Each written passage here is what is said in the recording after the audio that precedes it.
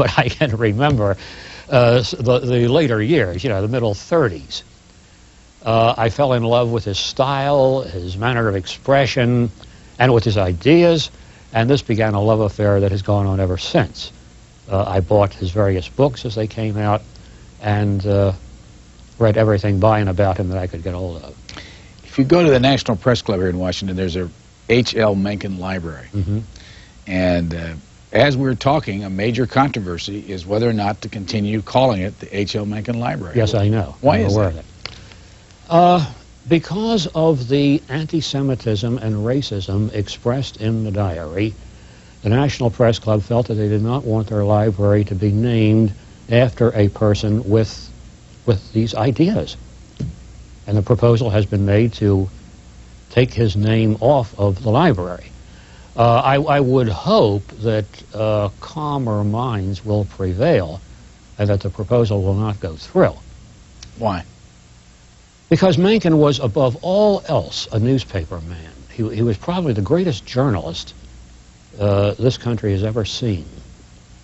And the National Press Club, in naming its library after him, recognized that fact.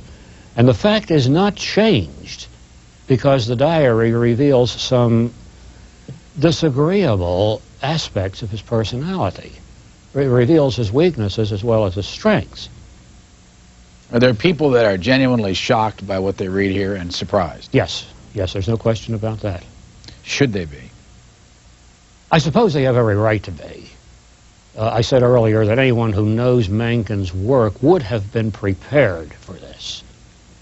If you did not know Mencken very well, then the anti-Semitism and the racism revealed in the diary would come as a shock. From your perspective, what was it about his writing that made him so good? Primarily, I would say the style. No other man in American literature has ever written like him. His style is utterly unique. He's one of the great humorists in American literature. There are passages by him that you can't read without bursting into guffaws. Now, style is only one aspect of a writer's equipment. He must also have ideas to express. And Mencken did. The range of his interests and activities was enormous. He wrote about politics, literature, civic affairs, politicians, mostly I would say politicians. What do you think of politicians? He didn't like any of them. He said that a good politician is as unthinkable as an honest burglar. No politician at all that he liked? In theory, yes. In actual practice, there were, of course, men whom he knew personally and liked and respected. Let me read from your introduction. Okay. Roosevelt, this is Franklin Roosevelt, was a, quote, world saver. His political and economic premises were, quote, so false as to be absurd. The conclusions he drew from those premises were, quote, always dubious and sometimes completely idiotic. Is that strong for Mencken? No, for Mencken, that's rather mild. He wrote about all presidents of the United States like this. You describe an appearance by the President Roosevelt, FDR, in front of the Gridiron Club, and that Mr. Mencken was sitting there in the audience. Can you tell us about that? Mencken had been invited to be the speaker at this dinner of the Gridiron Club in 1934, I think it was. He got up and delivered what was a critical, but essentially good-natured and humorous talk about Roosevelt's New Deal. And of course, he found plenty of fault with it.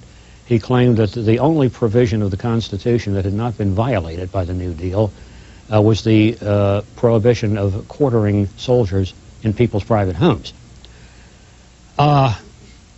A little later, it was the president's turn to speak. He got up and began a vicious attack on newspapermen and journalism, an attack that had cold chills running up and down the spines of the people listening to him. Finally, they realized that what he was doing was reading a piece called Journalism in America, which had been written by Mencken himself and published in his magazine, The American Mercury. So, the president was attacking journalists And Mencken, in Mencken's own words, Mencken felt publicly humiliated by this and swore that he would get even, although, of course, there was really no way that he could ever get even except to write more and more bitter attacks upon Roosevelt. And the Gridiron Club, the room was full of journalists. Yes, of course. You also write in your introduction, he had castigated and ridiculed presidents before almost as a matter of policy. Harding, the numbskull Gamaliel, Coolidge, a cheap and trashy fellow, a dreadful little cad. Hoover, where his character ought to be there is almost a blank. Did this have any impact on the public? Oh, yes, I think so. How? Because of his enormous reputation as a political commentator and journalist. These Monday articles in the Baltimore Evening Sun that I spoke of were known and quoted all over the country. But you could only read them in the Baltimore Evening Sun? I think they were syndicated in some papers. Go back to 1956. That was the year of his death. Yes. Have you ever met him? No, I never did. Have you talked to people who have met him? Yes, a number of them, yes. What was he like to know? According to everybody who ever knew him, he was one of the kindest, most courteous, most gentle, and most considerate persons you can imagine. How did he write? I mean, when did he write? What was his style? He wrote with a bludgeon. He hurled thunderbolts at everybody. Was he a morning writer, an afternoon writer? Did he write with a typewriter, longhand? All his work was done at the typewriter. My impression is that most of his work was done in the afternoon and evening. Was he a drinker? Yes, he was. If you mean by that, was he an alcoholic? No, by no means. He was a very careful and cagey drinker. Among his friends were authors like Sinclair Lewis and Scott Fitzgerald, and he blamed them for the fact that what he considered their excessive drinking had destroyed their literary gifts. And he himself had very careful rules about what, when, and where he drank, and there is no record that he was ever at any time under the influence of. You say, let it be said at once clearly and unequivocally, that Mencken was an anti-Semite. And then you go on to the difficulty in reading all this. It just fuels the whole discussion, and that's why I hesitate. You go on to write that Lawrence Spivak, who was to become publisher of the Mercury, is a young Harvard Jew. The young Harvard Jew is quote unquote from Mencken. Is that the same Lawrence Spivak that went on to do Meet the Press? Yes, it is. The wife of a distinguished Johns Hopkins professor is characterized in two words: French Jewess. Charles Anghoff, quote, like most of the other young Jewish intellectuals, unquote, inclines toward communism. Samuel Eliot Morrison, the great historian, is quoted as telling him that the students in his class at Johns Hopkins are, quote, mainly Jews. Why was this such a bother to him? I don't know. I can't pretend to explain it. There was unquestionably an overt, or I should say a covert, anti-Semitism in the air and culture of that time. It wasn't the kind of psychotic and murderous anti-Semitism that occurred in Germany with the rise of the Nazis. It was a more quiet thing. I know that in my own Baltimore, and I suppose this is true of other cities too, there were neighborhoods that were restricted, in quotes. But this meant the Jews could not move into them. There were clubs that Jews could not belong to. There were swimming pools that Jews could not go in. And there were lots of other restrictions placed upon them. What was his religion? Mencken did not believe in anything. Did he go to church ever? No, he was a strict agnostic.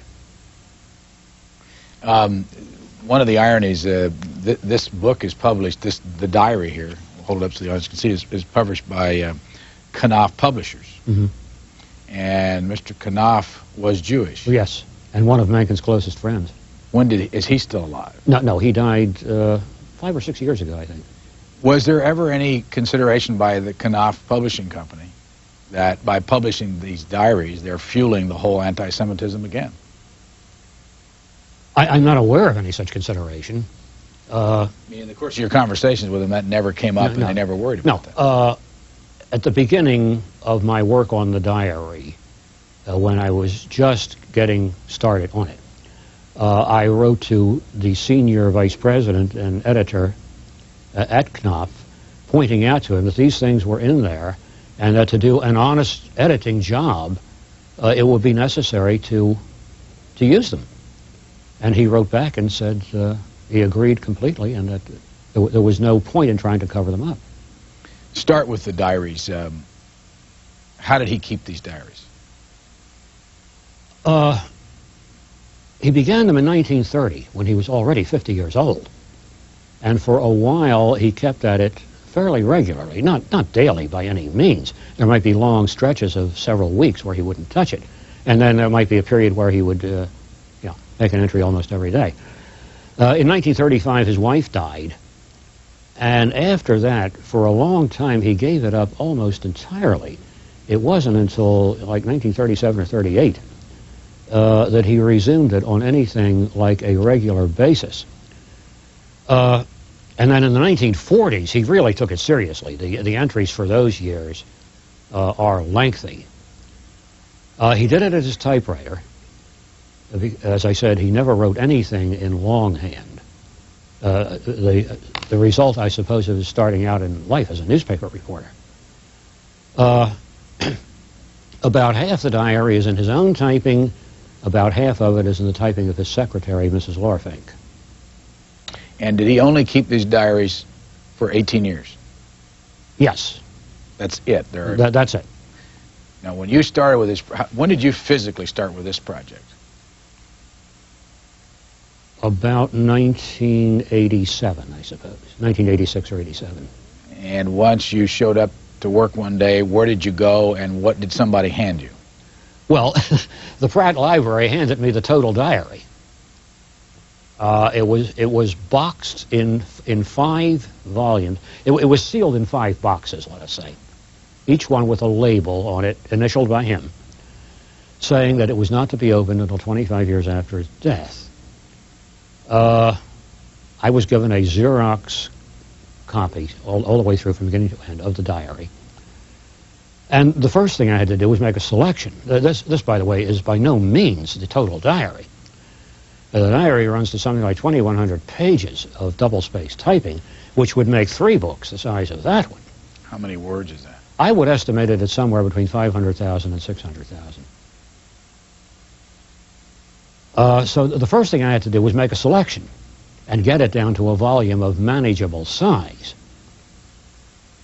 What you see here in this book was what I selected, and it is about 1/3 of the total diary. Are you going to do another? No, there are no plans to bring out the unused 2/3. Now, when you had a glance at this first in 1987, there had been a period between 1981 and 1987 that these diaries were allowed to be seen by someone? The library made them available to those who had already established themselves as Mencken scholars, people who had written books or articles about him, who were engaged upon research about him, and they made them available to scholars in some related fields. For example, there was a man at that time doing a history of the Baltimore Sun papers for the occasion of its 150th anniversary. And, this book is loaded with material about the Sun papers. So, the diary was made available to him. But it was not generally available, and even those who were allowed to see it had to swear solemnly in writing that they would not quote from it or paraphrase it or use it in any way in their writings. There was a problem getting a decision to actually publish. Why? I spoke of the fact that there was a label on each one of the boxes initialed by him. That label said that it was not to be opened until 25 years after his death, and that even after that it was to be made available only to scholars engaged in serious research. This created the problem, or brought up the question, Did Mencken ever intend the diagram